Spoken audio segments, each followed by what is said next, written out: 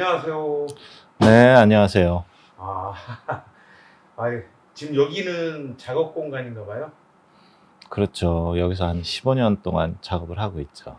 아, 일단 자기소개 한번 부탁드리겠습니다. 음, 저는 보령에서 대학을 졸업하고 직장 생활을 한 3년 정도 하다가 내려와서 이제 전업으로 작업을 하고 있는지는 벌써 25년이 넘었네요. 하여튼 지금까지 계속 이 보령이라는 지역에서 작업을 꾸준히 하고 있는 임용빈이라고 합니다. 네. 참 이제 오래 되셨는데 보령에서 굳이 여기에 터 잡고 이렇게 화가라는 직업을 갖고 이렇게 작업을 하시는데 좀 어떠세요? 화가라는 직업을 갖고 보령에서 활동하는 거에 대해서 조금 좋은 점이나 불편한 점 그런 거 있다면. 환경적인 면에서는 그닥 좋다고 말하긴 좀 어렵죠. 일단은 전반적인 이해의 폭도 좁은 편이고, 그 다양한 문화 활동을 하기가 쉽진 않죠. 근데 어쨌든 이제 미술 작업 자체가 개인적인 성향이 많다 보니까 그런 것까지 다 고려하면서 작업을 할 수는 없어요. 어쨌든 내 안에 있는 내 얘기를 풀어내는 과정이기 때문에 되도록이면 주변 환경을 어떤 여건이라든가 그런 부분까지 많이 신경 안 쓰고 내 작업에 집중하려고 하는 편이죠. 어떻게 화가가 되셨고 또 지금 현재 만족하고 계신지. 화가라는 직업이 어렸을 때부터 그림 그리는 걸 좋아하셨나요? 화가라는 직업 자체는 되게 매력이 많아요. 일단 지극히 개인주의적인 성향도 강하긴 하지만은 일단은 내가 바라보는 세상이라든가 내 자신이라든가 소통의 창구로 사용하기에도 요 그림은 되게 매력이 많은 것 같아요. 물론 현실적인 경제적인 부분에서 가끔 곤란할 때가 있긴 하지만은 뭐 다 만족하고 살 수는 없잖아요. 어쨌든 삶의 기준을 어디에 놓고서 그걸 활용하는지에 따라서 이제 평가 기준은 많이 달라지는 것 같아요. 특히 미술은 뭐 이러저러한 거 다 떠나서도 제 개인적으로는 상당히 만족스러운 직업이에요.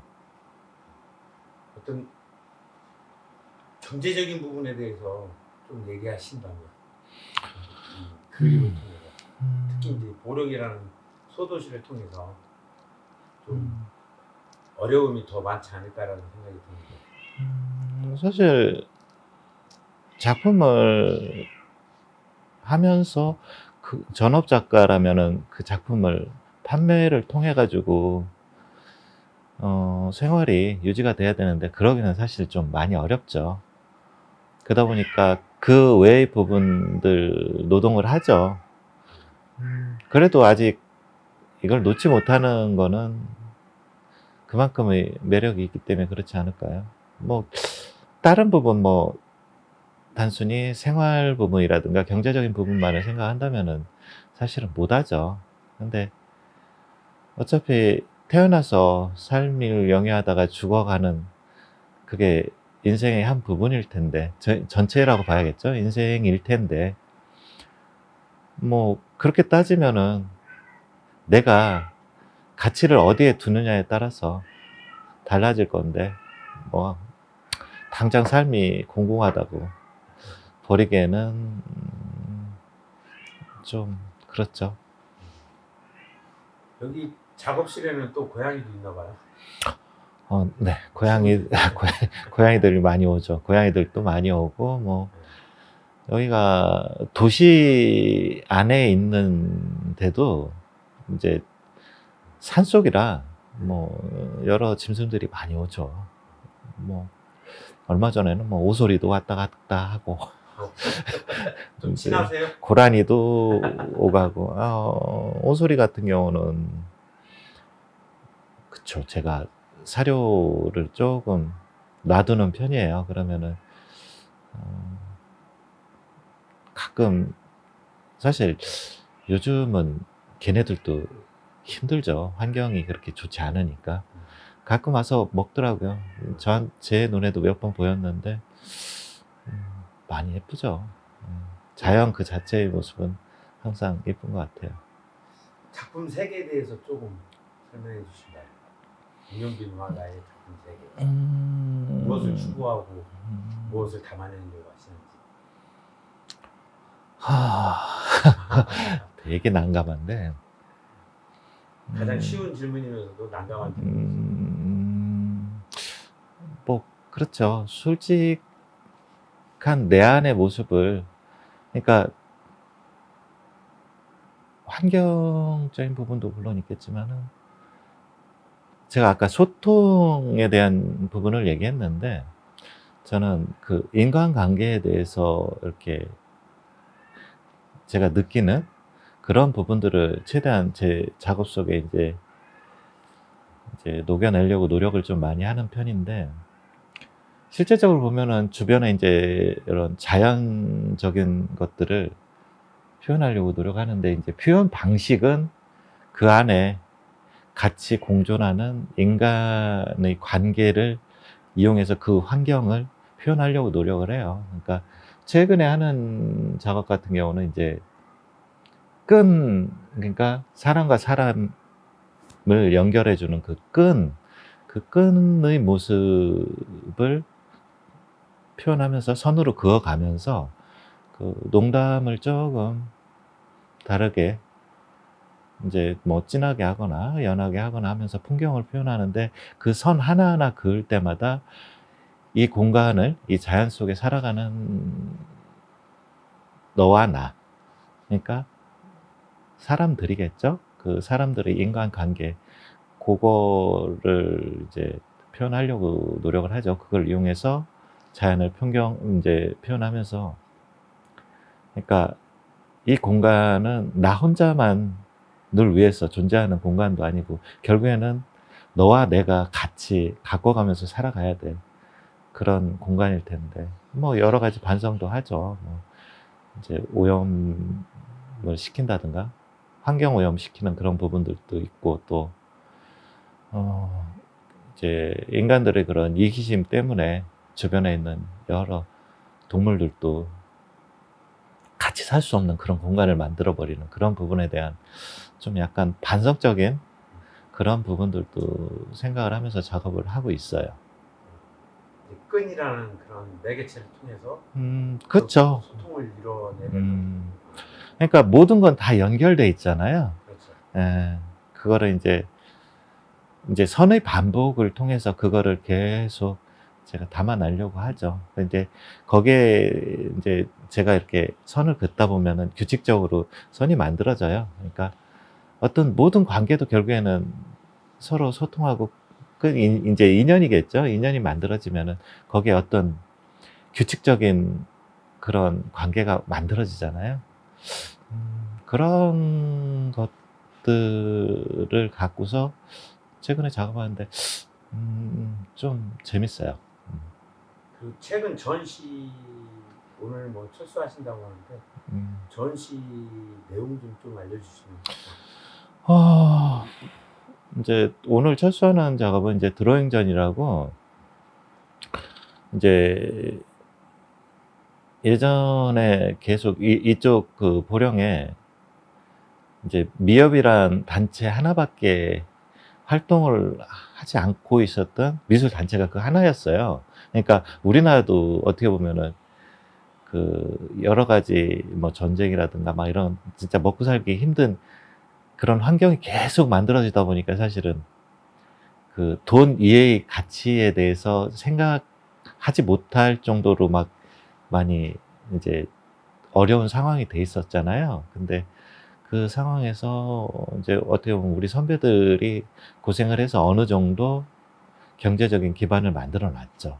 그 상태에서 인간은 사실은 먹고 사는 데에서만 만족을 못 하잖아요.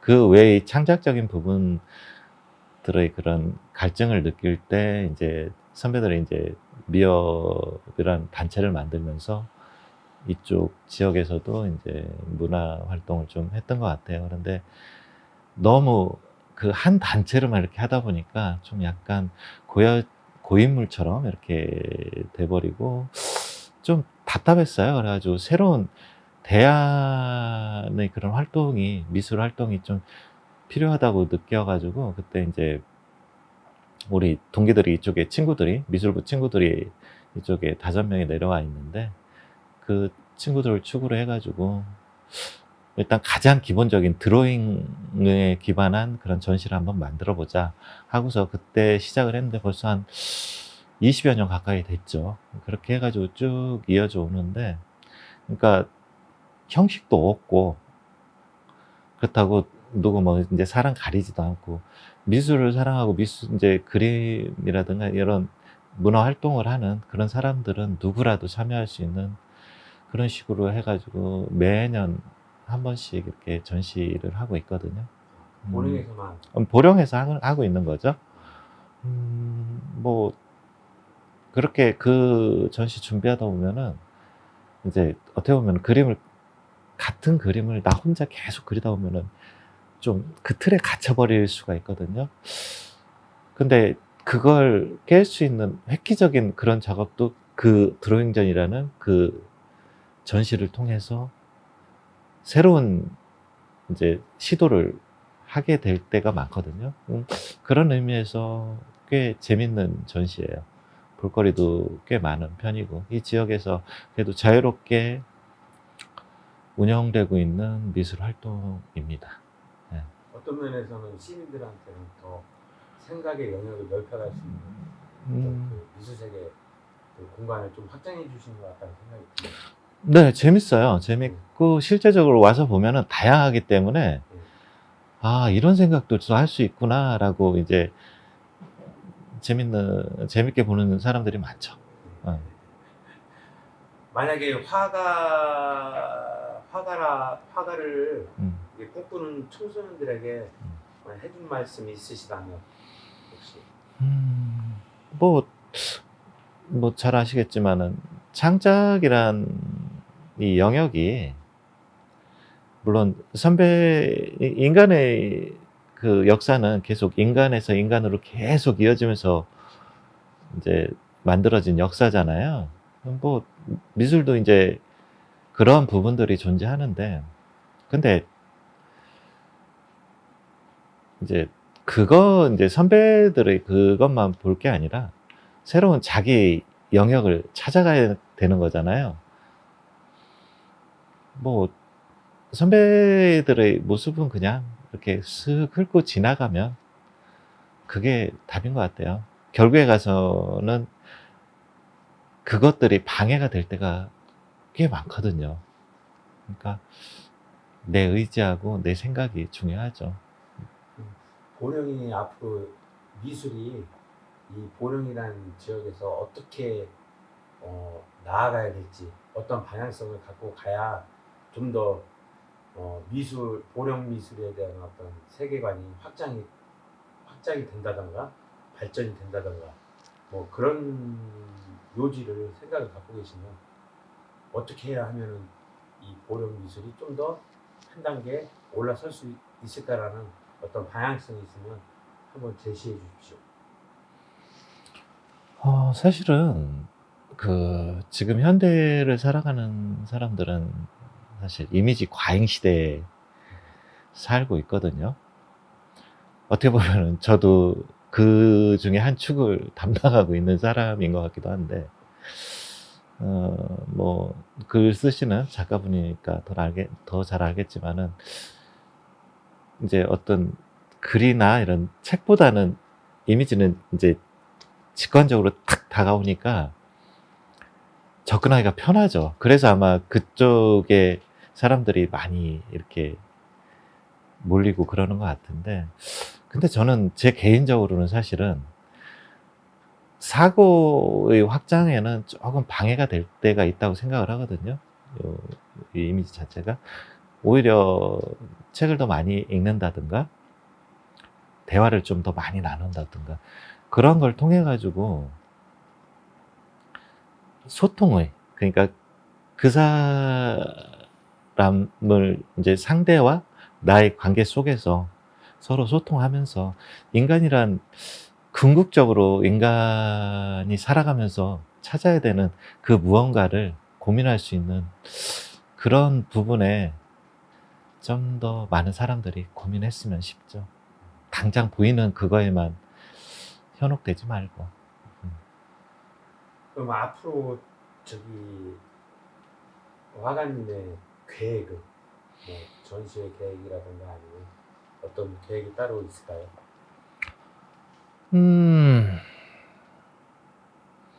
사실 지금에 와서 새로운 뭔가를 뭐 찾기 위해서 끊임없이 고민을 하고 고심하고 그러긴 하는데, 예전만큼 막 이렇게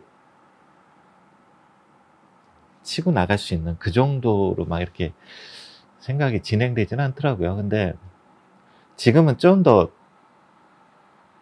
정리하고 깊어지는데 좀 집중을 하려고 하죠. 그 어떻게 보면은 때는 분명히 존재하는 것 같아요. 시기는.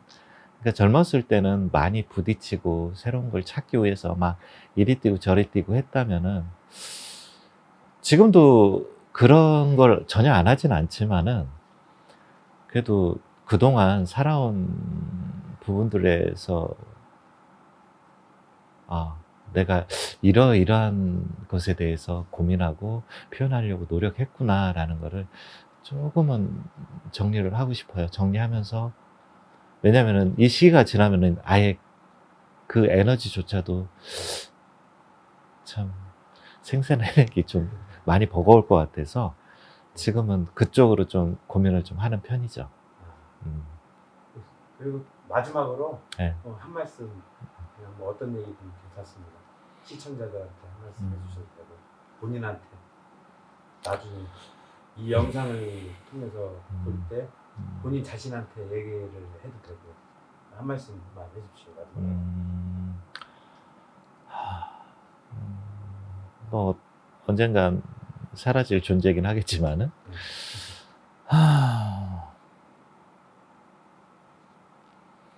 글쎄요, 갑자기 좀 난감한 질문이긴 한데, 일단은 용기나 나는 이런 사람이다.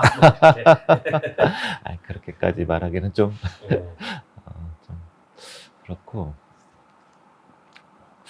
그때도 물론 끊임없이 고민을 하고 이 작업을 하고 있을 건데, 생각이 나는 좀 더 젊어졌으면 좋겠는데, 나이 먹어가면서는 사실은 걱정이 더 많아지지. 그러니까 근데 태생이 진보적이다 보니까 끊임없이 새로운 생각을 갈구하면서 그쪽으로 가는 것 같아. 이제 나중에 나이 먹어서도, 더 이제 나이 먹어서도 그 성향이 바뀌진 않을 것 같은데, 용기를 잃지 말고. 걱정이 많아지더라고, 이제 한 해 한 해 갈수록. 근데 걱정할 게 뭐가 있어. 결국엔 중국에 가서는 죽음에 이르를 텐데, 그렇게 생각하면은 사실은 따로 더 걱정할 건 없을 것 같은데, 그 걱정에 얽매여가지고 지금 현실을 등한시하고 자꾸 딴 데 쳐다보지 않기를 바래. 어쨌든 삶은 삶대로 그냥 사라지는 거니까 너무 걱정하지 말고 그냥 잘 살아가는 게 정답인 것 같아. 오늘 이렇게 인터뷰해줘서 너무 고맙습니다. 감사합니다. 감사합니다.